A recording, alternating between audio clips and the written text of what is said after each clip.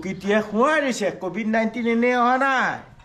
সেইটো বিশ্ববাসী খুৱাই দিছে কোভিড-19ত আপোনাৰ লগত মানে গাঁৱত কি আছিল তেতিয়া স্যাৰ আপুনি পদ্মশ্ৰী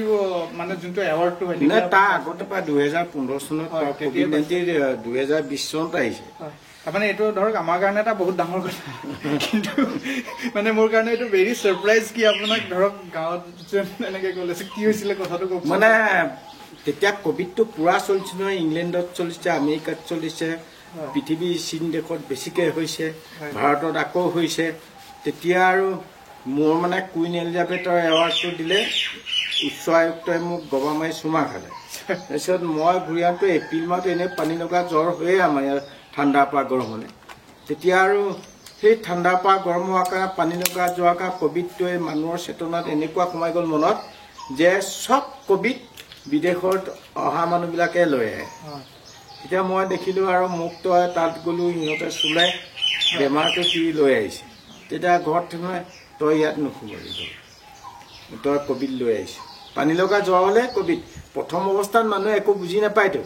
তাৰপিছত তাৰ গাঁৱত কৈছে সি কোভিড লৈছে তাক ঘৰলৈ আহিব নিদিবি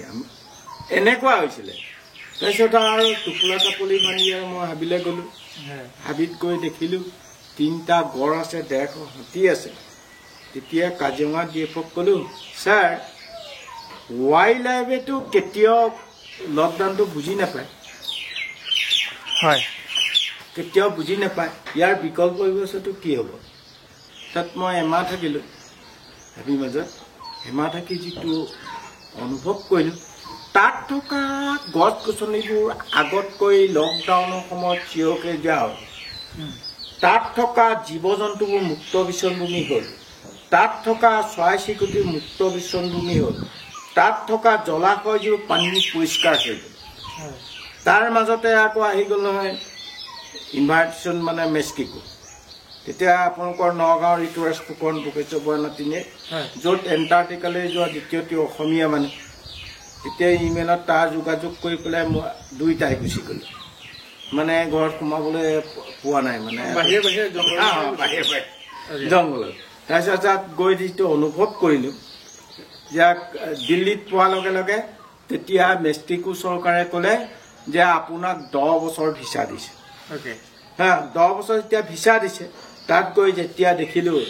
প্ৰটোকলৰ মাজত তাহাঁততো পুৰা কোভিড প্ৰটোকলৰ ৰিপৰ্ট পঢ়ুৱাই যেতিয়া প্ৰগ্ৰেমটো কৰিছে তেতিয়া